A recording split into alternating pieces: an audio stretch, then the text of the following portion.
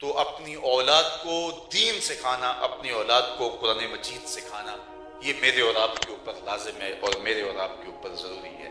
ان مدارس دینیہ کا وجود اللہ کی رحمت ہے، اور میں سمجھتا ہوں کہ جن مشکل حالات کے اندر ان لوگوں نے ان چراغوں کو روشن رکھا، جبکہ لوگوں کا عمومی رجحان دوسری سمت ہوا اور مدارس دینیہ کی طرف نہ حکومتوں کا رجحان رہا اور نہ ہی مخیر حضرات کا وہ رجحان رہا۔ ایک زمانے میں لوگ جاگیریں مقرر کرتے تھے مدارس دینیہ کے لیے، لیکن اب سال کے بعد جو ہے وہ چند پیسے زکوٰۃ کے اور قربانی کی کھال دے کے ہم اپنے منصب سے عہدہ برا ہو جاتے ہیں کہ ہم نے اپنی ذمہ داری ادا کر لی۔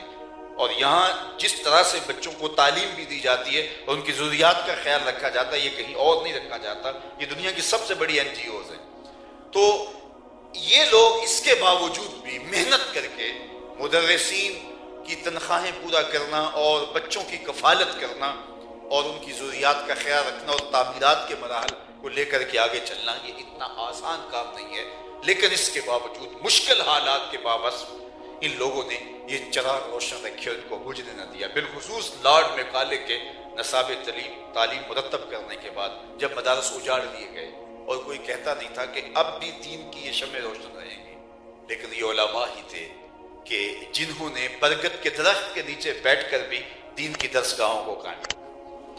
اللہ اکبر۔ اور یہ طلبہ جو دینی علوم حاصل کرتے ہیں اور دین سیکھتے ہیں اور کتاب اللہ کو حاصل کرتے ہیں اور اس کی تعلیمات اور اس کے حفظ اور اس کے مطالب و معانی اور اس کے جو ہے وہ مقتضا حاصل کرتے ہیں، یہ خوش نصیب لوگ ہیں، اللہ رسول کے پیارے ہیں، اور اللہ رسول کی محبتیں اور اللہ رسول کا پیار ان کا مقصوم ہے۔ اس لیے کہ یہ اس دور کے اندر جبکہ ظاہری چکا چوند کے اندر لوگوں کا روح سخن اور ہے، اور آج کی دنیا کے اندر جو ہے وہ اپنی اولادوں کو لوگ کسی اور سمت لے کے جانا چاہتے ہیں، لیکن یہ اپنے آپ کو علم دین کے لیے وقف کرتے ہیں۔ دنیاوی اعتبار سے کوئی چمکدار مستقبل بھی نہ ہو، لیکن پھر بھی یہ اپنے آپ کو دین کے لیے وقف کرتے ہیں، تو یہ اپنے آپ کو خوش نصیب سمجھیں کہ اللہ تعالیٰ جل شانہ نے ان کو یہ اعزاز عطا کر دیا، ان کے ذہن کے اندر یہ چیز ڈال دی۔ اس دنیا کے اندر سب سے بہتر کون ہے؟ یہ میرے اور آپ کے آقا و مولا نے جو معیار مقرر کیا۔ ہر دور کے اپنے معیار ہوتے ہیں۔ کسی زمانے میں سب سے بہتر، افضل، اشرف وہ سمجھا جاتا تھا جس کی اولاد زیادہ ہوتی تھی، اس لیے عرب 100 شادی کرتے تھے۔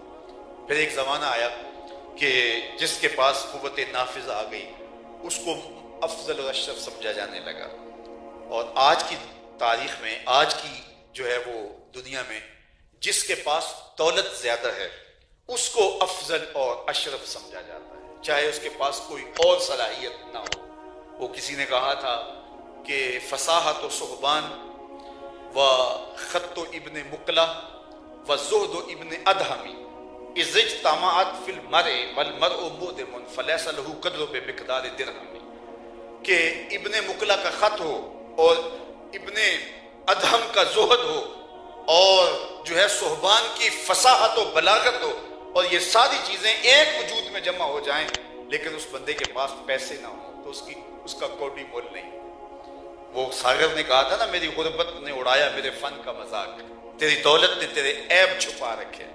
وہ کالی میں پڑھ رہا تھا کہ غریب کی بیماری ہو تو اسے کھرک کہا جاتا ہے اور امیر کی ہو تو اسے الرجی کہا جاتا ہے۔ تو آج غریب اور امیر کا یہ فرق اور یہ کہانیاں تو، لیکن یہ دنیا کے معیار ہیں۔ کسی زمانے میں یہ معیار کہ جس کے پاس بچے زیادہ ہیں، اولاد زیادہ ہے، کیونکہ جس کی لاٹھی اس کی بھینس کا قانون تھا، وہ اشرف۔ جس کے پاس اقتدار زیادہ ہے وہ اشرف، جس کے پاس منصب ہے وہ افضل، اور جس کے پاس دولت کے انبار ہیں وہ اشرف اور معزز شہر۔ لیکن میرے اور آپ کے آقا و مولا نے ایک معیار دیا، اور وہی حقیقی معیار ہے، اور وہ کہ خیرکم من تعلم القرآن وعلمہ۔ تم میں سے افضل کون ہے، تم میں سے اشرف کون ہے جس نے قرآن سیکھا اور اوروں کو سکھایا۔ تو کتاب رحمت کو سیکھنے والے خوش نصیب لوگ ہیں۔ حضور علیہ السلام نے دن کی تنہائیوں میں، دن کے اجالوں میں اور رات کی تنہائیوں میں اس کتاب کو پڑھتے رہنے کی تلقین کرتے ہوئے ارشاد فرمایا کہ قرآن پڑھا کرو اور قرآن پڑھتے ہوئے رویا کرو۔ فَإِن لَمْ تَبْكُوا فَتَبَاكُوا، بلکہ فرمایا کہ رونا نہ آئے تو رونے کی کوشش کیا کرو۔ حضرت داتا گنج بخش علی حجویری بولے کسی مرید سے جب یہ بات کہی، حضور کا فرمان سنایا، تو اس نے کہا حضرت اگر رونے کی کوشش کریں پھر بھی رونا نہ آئے، فرمایا پھر مقدر پہ رویا کرو، اتنے سنگ دل ہو گئے ہو کہ تمہاری آنکھیں آنسوں کا خراج نہیں دیتی۔ تو حضور علیہ الصلوۃ والسلام نے یہ بھی ارشاد فرمایا کہ تمہارا رب سے ہم کلام ہونے کو جی چاہے تو قرآن کھول کے بیٹھ جائے گا، یہ رب سے باتیں کرنا ہے، یہ رب سے ہم کلام ہونا ہے۔ حضرت سہل بن عبداللہ تستری کسی جنگل میں رہتے تھے، لوگ انہیں ملنے گئے تو واپس پلٹتے ہوئے کسی نے کہا حضرت اس جنگل میں رہتے ہو، آؤ نا شہر میں تمہارے مزاج کے لوگ مل جائیں گے۔ تو کہا یہاں تنہائی کیسے کاٹتے ہو؟ کہا تمہیں کس نے کہا میں تنہا رہتا ہوں؟ کہا کسی نے کیا کہنا تھا، ہم خود دیکھ رہے ہیں۔ کہا تم نے غلط دیکھا، میں تنہا نہیں ہوں، جب میرا اس سے باتیں کرنے کو جی چاہتا ہے تو میں نماز کے لیے کھڑا ہو جاتا ہوں، اور جب اس کی باتیں سننے کو جی چاہتا ہے تو قرآن کھول کے بیٹھ جاتا ہوں، کبھی اپنی سناتا ہوں کبھی اس کی سنتا ہوں۔ تمہیں کس نے کہا ہے میں تنہا ہوں؟ میں تو دم دم اپنے رب کے ساتھ۔ تو اپنے رب سے ہم، بلکہ میں نے پہلی مرتبہ جب یہ روایت پڑھی تو عجیب کیفیت ہوئی کہ فرمایا کہ قرآن وہ اللہ کی لٹکتی ہوئی رسی ہے جس کا ایک سرا تمہارے ہاتھ میں ہے، دوسرا سرا تمہارے رب کے دستے کرم میں ہے، اس کے دستے قدرت میں ہے اس کا دوسرا سرا۔ تو یہ تصور نہال کر دیتا ہے یہ وہ پاکیزہ کلام جو سچ پر مشتمل ہے اور ہدایت کا سرچشمہ ہے۔ اس کتاب کو پڑھنے اور اس کتاب کو یاد کرنے کی سعادت پاؤ، اور اپنی اولادوں کو بھی اس قرآن کی تعلیم دلواؤ، اور خود بھی اس قرآن کو پڑھو۔ اگرچہ بڑھاپا ہو گیا، اب عمر کے حصے میں پہنچ گئے، حضور نے فرمایا جو قرآن پڑھتا ہے اور پڑھتے ہوئے اٹکتا ہے اللہ اس کو دوہرا ثواب عطا کر دیتا ہے، بڑھاپے کی وجہ سے، عمر کے زیادہ ہونے کی وجہ سے۔ بلکہ ایک زمانے میں سیارہ ڈائجسٹ میں ایک واقعہ چھپا تھا کہ تقسیم ہند سے قبل ایک قبرستان میں قبر کھودتے کھودتے ساتھ والی قبر کھل گئی۔ تو جب قبر کھل گئی تو ایک اینٹ گر گئی، تو لوگوں نے دیکھا کہ خوشبو کے حلے اندر سے آ رہے ہیں، شوق و تجسس زیادہ بڑھ گیا۔ ایک قبر گر گئی تھی، دوسری ایک اینٹ گری تھی، دوسری اینٹ خود نکال لی، اور دیکھا کہ صاحب قبر کا کفن بھی میلا نہیں ہوا۔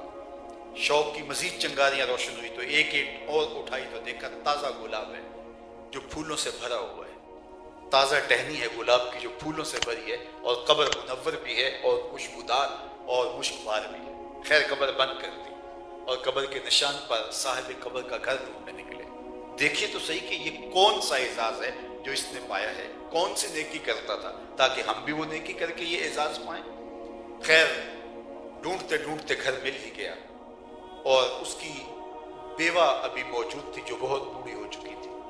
کہا کہ تیرے شوہر کی قبر یوں ملی اور یوں خوشبوؤں کے حلے قبر سے آ رہے تھے اور اس کا کفن بھی میلا نہیں ہوا، تو ہم پوچھنا چاہتے ہیں کہ تیرے شوہر کا عمل کیا تھا تاکہ ہم بھی وہ عمل کریں اور ہماری قبر بھی روشن ہو۔ تو اس نے اپنے ذہن پہ زور دیتے ہوئے کہا کہ میرا شوہر تو ایک سادہ سا ان پڑھ شخص تھا، کوئی ایسا عمل نہیں ہے جو مجھے یاد ہو۔